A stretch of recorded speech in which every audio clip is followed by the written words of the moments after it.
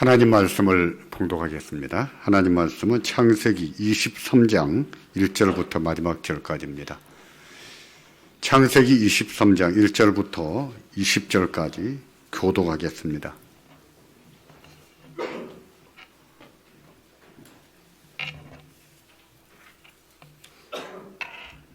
창세기 23장 1절입니다. 1절 제가 봉독하겠습니다. 2절은 여러분께서 봉독하시기 바랍니다. 사라가 127세를 살았으니 이것이 곧 사라의 향년이라.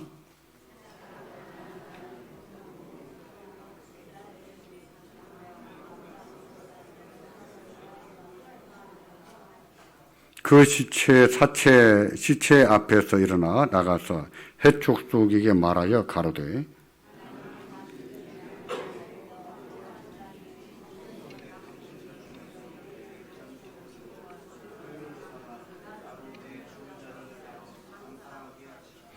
헷 족속이 아브라함에게 대답하여 가로되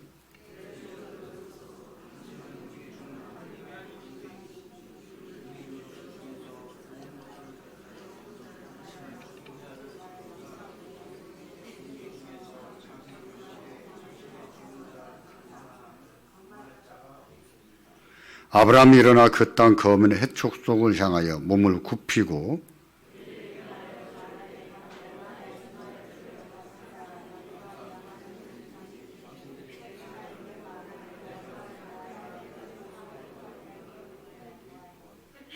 그로 그 밭머리에 있는 막벨라 굴을 내게 주게 하되 중가를 받고 그 굴을 내게 주어서 당신들 중에 내 소유 매장지가 되게 하기를 원하노라.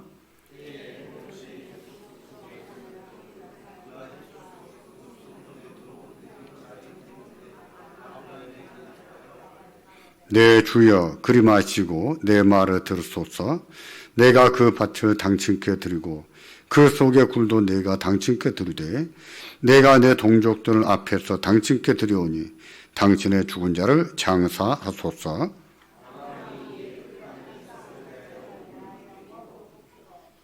그 땅의 백성이 듣는데 에브론에게 말하여 가로되 당신이 합당히 여기면 청컨대 내 말을 들으시오.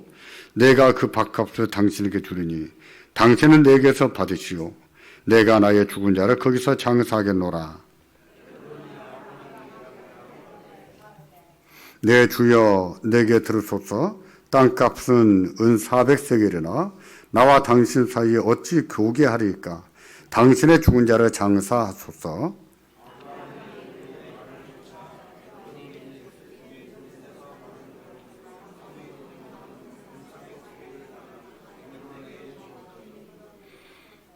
마므레 앞 막벨라에 있는 에브론의 밭을 바꾸어 그 속의 굴과 그 사방에 돌린 수목을 다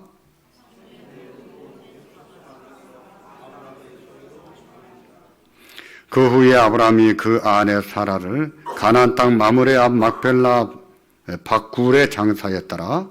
마므레는 헤브론이라.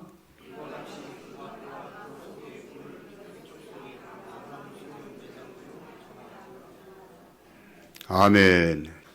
지난 주일에 제가 아브라함에 관한 설교를 했어야 되는데 어린아이들이 예배에 많이 참석해서 시편 133편을 강론하지 않았습니까? 오늘은 일부 예배 때 133편을 설교했습니다. 그래서 오늘은 이 시간에는 지난주 일부 예배 때 설교했던 설교입니다. 2부 예배 때는 안 했던 설교인데 지난주 일부 예배 하셨던 분들은 오늘 다시 듣게 되는 것입니다. 양해 바랍니다. 여호와께서 아브라함에게 아들 이삭을 번제로 바치라고 하셨을 때 아브라함은 믿음으로 순종을 했습니다. 아들을 제물로 바친다는 것, 특히 사람을 제물로 바친다는 것은 고대에서도 이방 종교나 했던 것이지 하나님의 교회에서 허락이 된 일은 아니었습니다. 하나님은 사람을 제물로 바치는 제사를 또 그런 종교를 가증스럽게 여기셨거든요. 정상적인 생각을 가지고 있다면 어떻게 자식을 제물로 바치겠습니까? 있을 수가 없는 것이죠. 맹목적인 믿음일까요? 그렇지 않습니다. 그 믿음은요, 참 지식이 있는 믿음이에요. 지식이 있는 믿음. 이게 중요한 말이에요. 우리 신학에서도 이것을 중요하게 다룹니다. 지식이 있는 믿음입니다. 그것은 언약에 기초한 믿음이었습니다. 하나님의 성품이 어떠한지, 하나님 말씀이 어떠한지를 충분히 알고 알기에 순종할 수 있는 믿음이었다는 것입니다. 교회는 그런 믿음 위에 세워졌습니다. 하나님을 살아계신 하나님으로 믿는 믿음, 예수 그리스도를 하나님으로 믿는 믿음, 그 믿음 위에 세워졌습니다. 베드로 사도가 주는 그리스도시요 살아계신 하나님 아들이시라고 했는데 바로 그 믿음입니다. 동일한 믿음이에요. 예수님은 그 믿음 위에 내 교회를 세우겠다라고 하셨어요. 그 믿음이에요.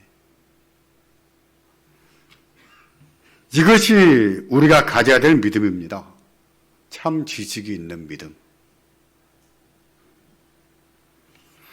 하나님과 하나님 말씀에 대한 올바른 지식이 있는 믿음입니다. 그런 믿음을 참된 구원의 믿음이라고 해요. 믿음의 종류는 4가지가 있다고 했었죠. 하나는 역사적인 믿음. 그거는 구원이 없다고 했습니다. 두 번째는 일시적인 감정의 믿음. 그것도 구원이 없다고 했습니다. 세 번째는 이적의 믿음.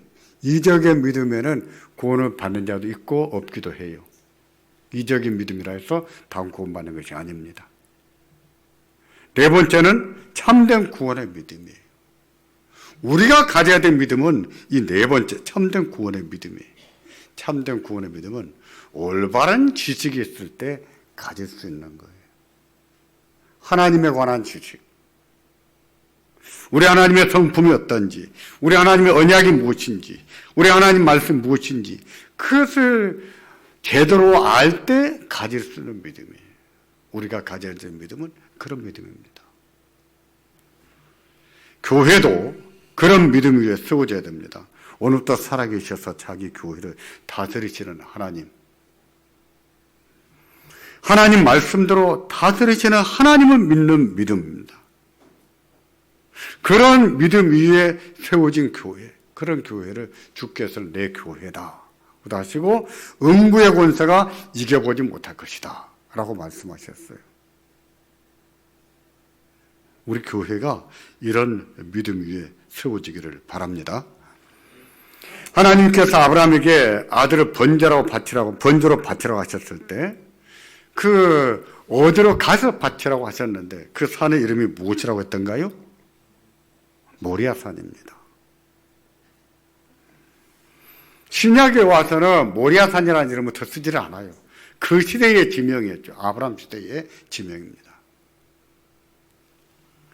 그 사건 이후로는요, 그 산을 가리켜서 여호와의 산이라 하고 불렀습니다. 여호와의 산이라. 그 산이 어떤 곳일까요? 역대하 3장 1절을 보시면 솔로몬이 성전을 건축할 때 바로 그 산에 건축했어요.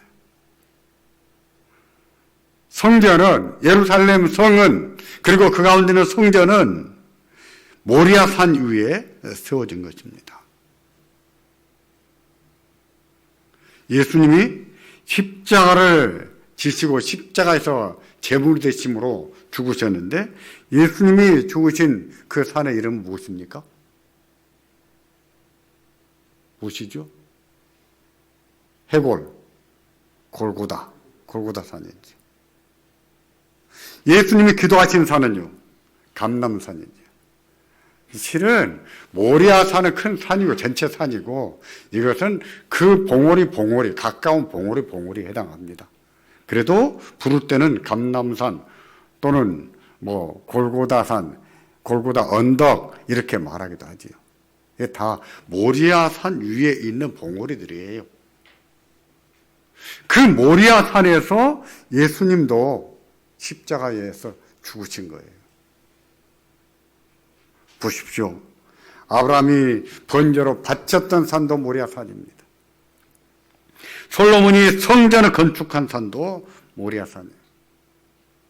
예수님이 십자가를 지신 산도 모리아 산이에요. 이게 우연이었을까요? 어떻게 하다 보니까 다 모리아산에서 이런 일이 일어난 것이었을까요? 그렇지 않습니다. 우리가 보기에는 우연히 된 것처럼, 우연히 이루어진 것처럼 생각할지 모르겠으나 하나님께서는 이미 아브라함에게도 내가 지시하는 산으로 가라 그러셨어요. 우리가 신명기나 여호수아를 읽고 넘어왔습니다마는 내 이름을 두려고 내가 한 곳을 선택했다. 그런 말들을 많이 보았을 겁니다. 내 이름을 두려고 한 곳을 선택하셨다. 그게 바로 모리아산입니다. 근데 이게 우연히 거기에서 이 모든 일들이 이루어졌겠느냐고요. 우연이 아니지요. 다 하나님이 계획하신 일이고 하나님의 뜻하심 가운데서 그런 일들이 이루어진 것이지요. 그러기에 구약의 성도들도 반드시 성전에 가야 했던 거예요.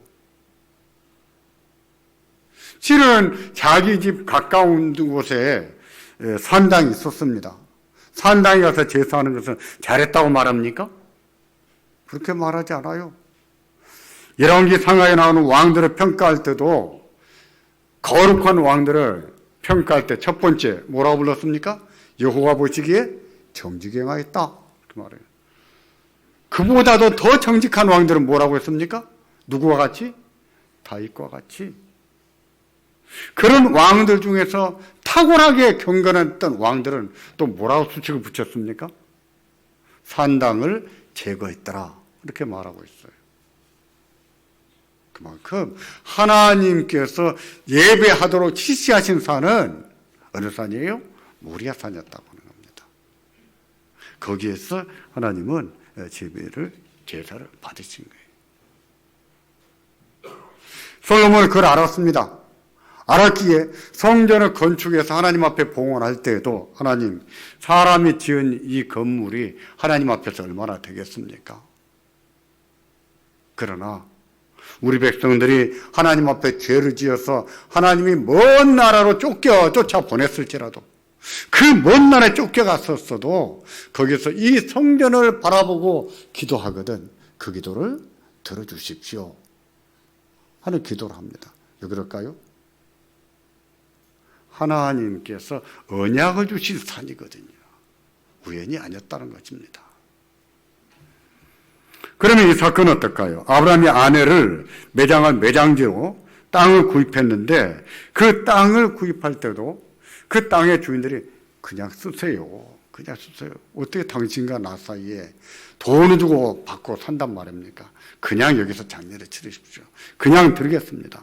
그래도 이 아브라함이 끝까지 고집을 해서 정중히 부탁해서 돈을 주고 삽니다. 그래서 자기 명의로 소유의 땅을 차지해요. 그것은 어떨까요? 그것은 우연히 그 땅을 사들인 것일까요? 이에 대한 결론은 다음 주 설교 때 말씀드리겠습니다. 오늘은 매장지와 관련된 대화에 대해서 상고하겠습니다. 아브라함의 아내 사라가 잠들었을 때입니다. 잠들었다는 것은 성경에서 죽음을 의미하는 단어입니다. 사라의 나이가 127세였고요. 한평생 함께 살아온 아내가 죽은 것입니다. 하나님 말씀을 따라 본토를 버리고 떠나올 때도 함께 떠나온 아내입니다.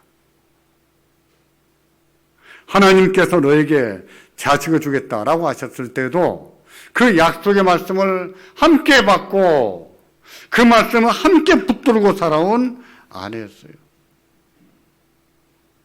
함께 울고 함께 웃고 함께 속상해하고 함께 위로하며 살아온 아내입니다. 그 아내가 죽었습니다. 얼마나 슬펐을까요? 가슴이 얼마나 아팠을까요? 본문을 보시면 아브라함이 아내에게 들어가서 슬퍼하며 애통했다라고 표현하고 있습니다. 슬퍼하고 애통했다. 애통했다는 것은 눈물을 흘리며 우는 것을 말합니다. 눈물을 흘리면서 우는 것. 셈족의 관습을 고려하면은요, 눈물만 흘린 것이 아니라 아마 애곡을 했을 것 같아요. 통곡을 했을 것 같아요. 아브라함은 사랑하는 아내를 떠나 보내면서 애도하고 가슴 아파서 통곡하며 울었던 것으로 생각을 해야 됩니다. 그 나이는요, 눈물이 말라도 말랐을 나이입니다. 슬퍼해도 그렇게 통곡하며 슬퍼할 나이가 아니에요. 제가 장례를 많이 다닙니다만 남편이 돌아가셨을 때에 통곡하는 부인들은 많아도 아내가 돌아가셨을 때에 통곡하는 남편들은 얼마나 있을까요? 여러분 아시죠? 거의 없어요. 나이가 드시면 더 합니다. 근데 슬퍼하며 애통했다라고 말합니다. 그들의 관습대로 하자면은 엄청 통곡했을 것이다 하는 생각을 하게 만듭니다. 아브라함은 아내가 죽었을 때 굉장히 슬퍼했던 것이지, 애통했던 것이지. 하지만 본문을 보면은요, 아브라함의 슬픔에 대해서 그렇게 많은 얘기를 하지 않습니다. 대부분의 얘기는 뭐냐면 자기 아내를 매장한 매장지를 구입하는 것과 관련된 내용이에요. 아내를 장례를 치러야 되겠는데 그 매장지를 두고서 진지한 대화가 오가는데 이 대화가 법정에서 이루어집니다. 법정에서. 본문 읽다 보면은 아브라함이 성문에서 그들과 대화를 했다라고 말하는데 성문에서 이 말은 공회나 법정의 성격을 가지고 있었던 거거든요. 그 자체가 법정에서 이루어진 법정 효과가 있는 대화였다 하는 것을 의미하는 것이죠. 그만큼 법정에서 이루어질 만큼 진지한 대화가 주로 뭐와 관련됐다고요? 매장지와 관련되어 있습니다. 그때 땅을 팔라고 하면서 본문 4절을 보시면 이처럼 말합니다. 나는 당신들 중에 나그네요 우고한 자니 청컨대 당신들 중에서 내게 매장지를 주어 소유로 삼아 나로 내 죽은 자를 내어 장사하게 하시오. 나는 당신들 틈바구니에 거하는 나그네입니다. 잠시 우고하는 사람입니다. 이 말에는 이 땅에는 자기 소유로 된 땅이 한 평도 없다는 뜻이에요. 나는 나그네입니다. 자기의 아내를 매장할 만큼 자기 땅이 한 평도 없다는 뜻입니다. 그러므로 죽은 자를 장사할 수 있도록 땅을 팔라는 거예요. 팔아서 내 소유로 삼아서, 여기서 중요한 말은 이것이죠. 내 소유로 삼아서 장사하게 해주시오 하고 요청하는데 정중하게 부탁을 했습니다. 아브라함도 정중했습니다만은 해족족들도요 아브라함에게 지극히 정중하게 대답합니다. 그 대답이 6절이에요. 6절을 같이 보겠습니다. 내 주여 들으소서. 당신은 우리 중 하나님의 방백이시니 우리 묘실 중에서 좋은 것을 택하여 당신의 죽은 자를 장사소서. 해족속이 하는 말입니다. 해족속의 입장에 볼 때 아브라함은 자기 땅에 잠시 머물고 있는 나그네입니다. 인구로 보나 세력으로 보나 경제력으로 보나 아브라함은 그들 앞에서 미미한 존재였을 게 분명합니다. 변방에 조금 땅 붙여먹고 사는 비주류, 히브리라고 하는 말이 비주류 그런 뜻이에요. 그런데 아브라함을 향해서 내 주여, 내 주라고 말합니다. 당신은 우리 중에 있는 하나님의 방백입니다. 방백이라고 말합니다. 내 주라는 호칭은요, 성경에서 그 사례들을 살펴보면 종들이 자기 주인을 부를 때 썼습니다. 또는 부인들이 자기 남편을 3인칭으로 부를 때 썼어요. 그럼 우리도 풍속대로 했었지요. 우리도 저희 어렸을 때 어머니들이 아버지를 부를 때 제 3인칭으로 쓸 때는 우리 집 주인 양반이 이렇게 썼었어요. 결정적으로 중요한 경우는요, 하나님의 백성이 하나님을 부를 때 똑같은 단어로 불렀어요. 내 주여, 아도나이, 이렇게 불렀습니다. 아도나이라고 하는 말은 하나님의 이름이에요. 하나님의 이름입니다. 아도나이, 이렇게 불렀습니다. 내 주여, 그 말이 그 뜻이에요. 당신은 우리 중에 거하시는 하나님의 방백입니다 라고 했는데, 방백은 군주라는 뜻이에요. 군주, 우두머리. 하나님께서 우리 가운데 세워주신 군주, 세워주신 우두머리. 이것은 좀처럼 사용할 수 없는 호칭입니다. 어떻게 다른 민족에게, 그것도 자기 땅에 조금 붙여먹고 사는 사람한테 당신은 우리의 군주입니다, 어떻게 이렇게 말할 수 있겠어요? 이것은요, 옛날에 집 한 채 가지고 있는데 자기 집에 그 쇠방을 여러 채 내준 어떤 그 집 주인이 자기 집 쇠방 자리하는 사람한테 당신이 우리 집 주인이요, 주인님, 이렇게 부른 것과 같은 거예요.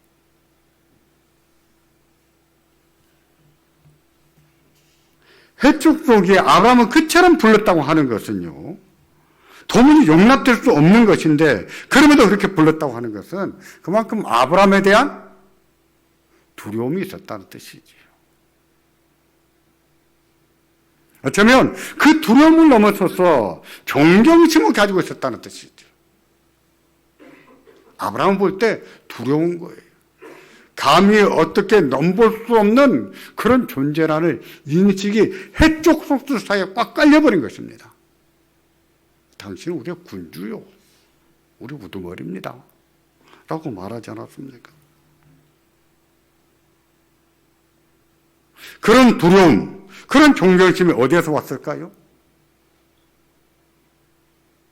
자기 땅에 붙여먹고 사는 나그네한테 당신은 우리 군주예요, 우리 우두머리입니다, 이렇게까지 말할 수 있었다고 하는 것은 아브라함에 대한 두려움과 존경심이 있었던 것인데 어떻게 이렇게 말할 수 있었겠냐 말입니다. 그런 두려움과 존경심이 어디에서 왔겠느냐 말입니다. 그것은 창세기에 나오는 아브라함의 행적이 다 증명을 합니다. 그걸 한마디로 요약한 것이 바로 아비멜렉이 그의 군대 장관 비고를 데리고 와서 아브라함에게 우리가 불같이 조약을 맺읍시다 라고 말했던 말에서 나옵니다. 찾아보실까요? 21장에 보시면 22절인데 21장 22절을 보시면은 아비멜렉이 자기 부하 비고를 데리고 와서 아브라함에게 불가침 조약을 맺자 요청을 합니다. 그러면서 이렇게 말해요. 같이 보실까요?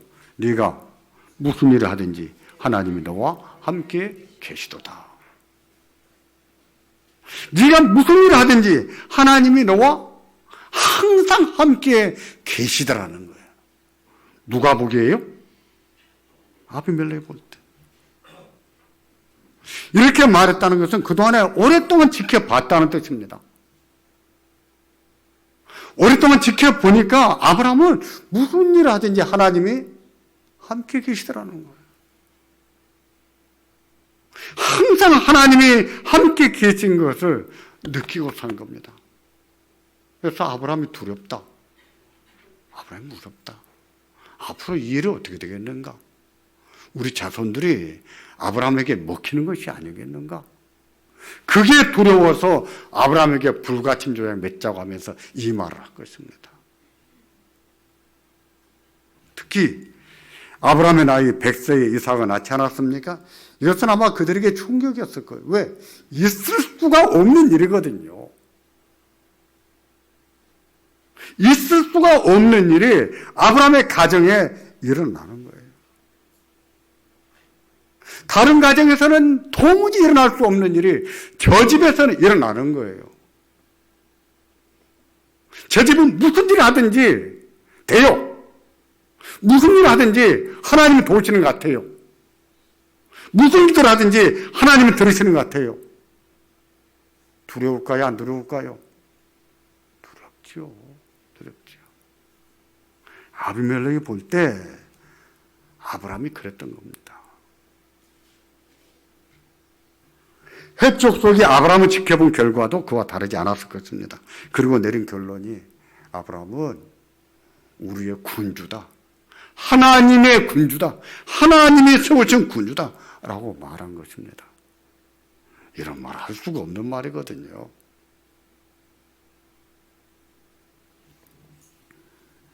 아브라함은 그들에게도 두려운 존재였고 우두머리 같은 경이로운 존재였던 겁니다.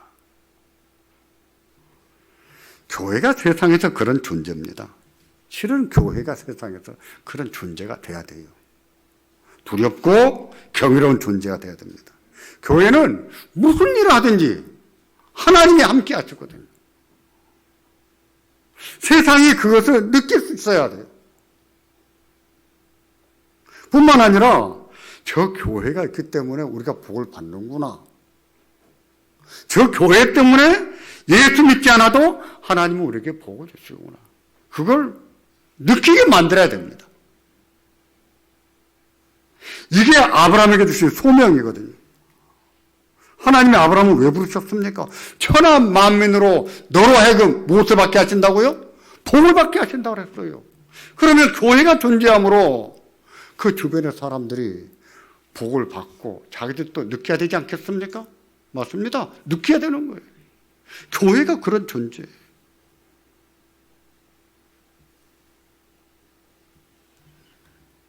교회는 교회에 하나님이 계신다는 것을 증명해 보여야 됩니다.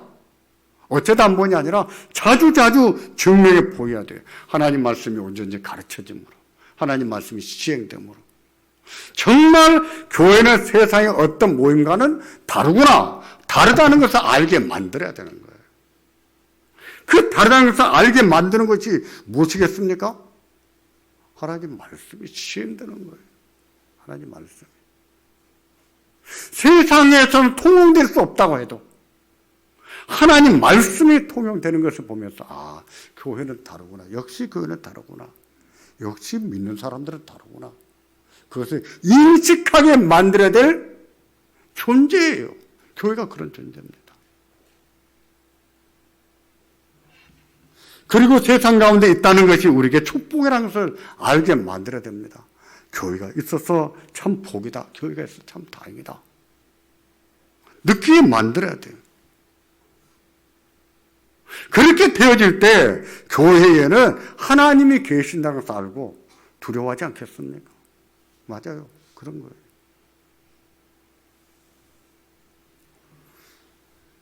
제가 어렸을 때는 불교를 믿는 사람들도 교회를 욕할 때는 다 조심했습니다. 하나님 앞에 벌 받을 것이 무서워서라도 다 조심했어요. 지금은요, 대놓고 욕하잖아요. 어디 가서 하나님 믿는다, 하나님 얘기도 못 꺼내요, 젊은이들이. 그냥 비난을 받습니다.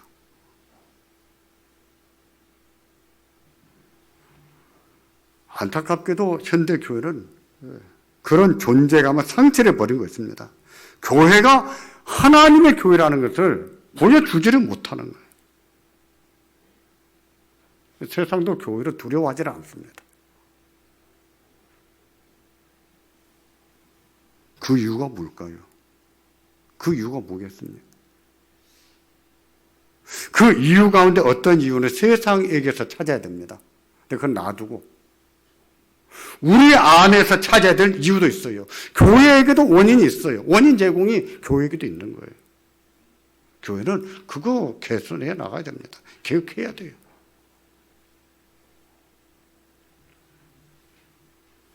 그 중에 하나가 무엇인가? 라고 했을 때 저는 세속화를 꼽습니다. 교회의 세속화. 교회에 사람이 많이 모이긴 하는데 교회가 흔히 볼 수 있는 이기적인 공동체와 다를 바가 없는 거예요. 자기들과 조금도 다르지가 않습니다. 교회가 너무 이기적이거든요. 너무 자기들밖에 모르거든요. 헌금은 모아도 건물 하나 짓고 자기들만 위해서 쓰려고 하지 하나님의 사랑을 베풀려고 하질 않아요. 세상이 베풀질 않아요. 그렇게 해서 무슨 빛이 되겠습니까? 그렇게 해서 무슨 소금이 되겠어요?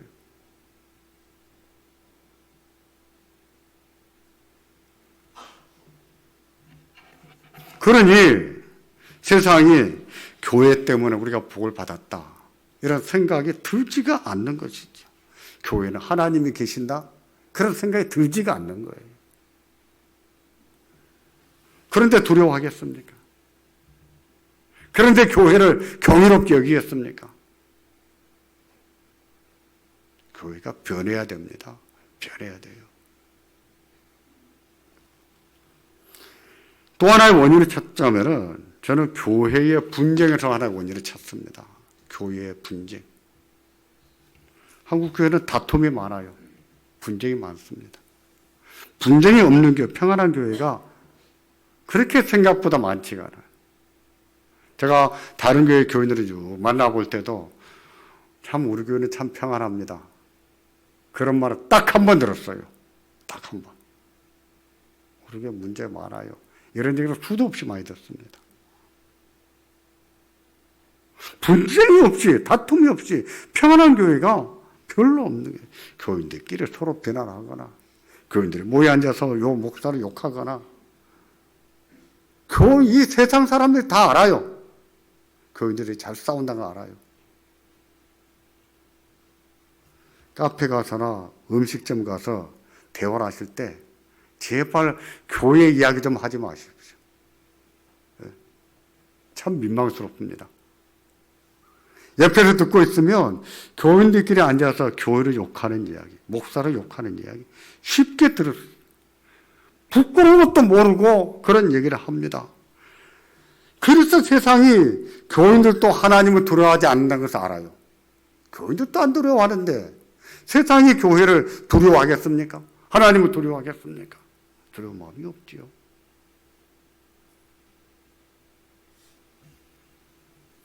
그런 교회는요, 짠맛을 잃은 교회입니다.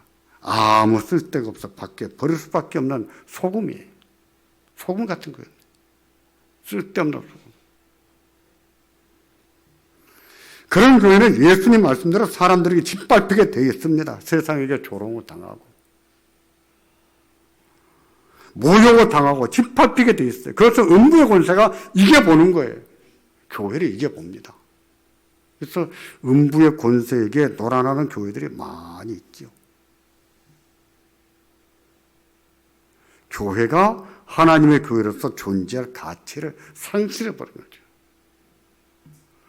존재할 가치가 없고 의미가 있는데 그대로 놔두실까요? 흩어버리실지요? 흩으십니다. 하나님 흩어버리세요. 유다가 그런 거 아닙니까? 하나님이 유다를 치실 때에 바벨론 불러다가 치지 않았습니까? 예레미야는 뭐라고 예언했습니까? 여러분 빨리 항복하세요. 그게 하나님 뜻입니다.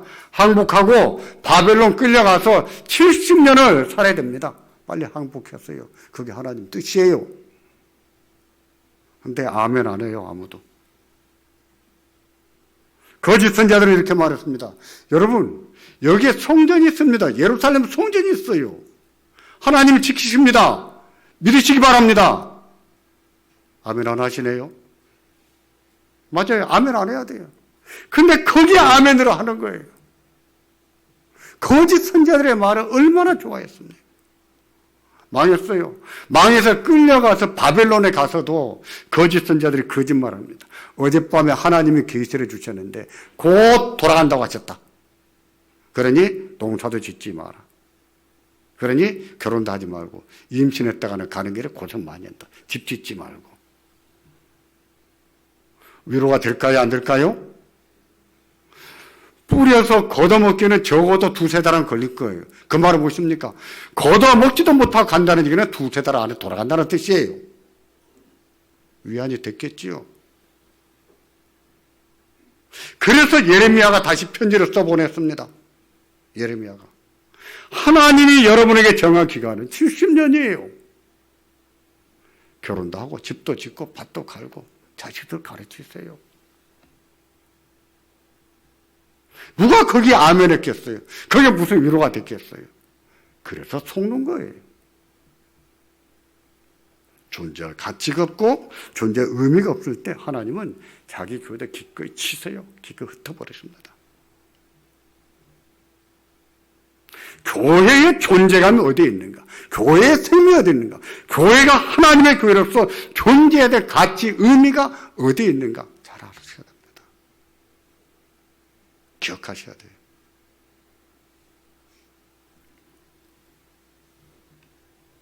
아브라함이 해쪽 족들에게 땅을 팔라고 했을 때 그들이 내 주여, 당신은 우리 주인은 하나님의 방백이십니다 라고 말했다는 게 얼마나 경이롭습니까? 우리 교회가 말씀으로 돌아갈 수 있기를 바랍니다. 그런 교회가 되기를 바랍니다. 세상이 두려워하는 교회. 교회에는 하나님이 계신다는 것을 보여줄 수 있는 교회. 나도 저 교회를 다니고 싶다. 도전이 되는 교회. 빛이 되는 교회요. 소금이 되는 교회입니다. 아브라함은 그런 존재로 빛이 났습니다. 우리 교회에도 그런 은혜가 있기를 바랍니다. 우리에게도 그런 은혜가 있기를 바랍니다. 그래서 세상이 알아보는 교회. 아, 교회가 축복이구나. 하나님이 우리에게 주신 축복이구나. 깨닫게 만드는 교회가 되기를 주의 이름으로 축원합니다. 기도하겠습니다.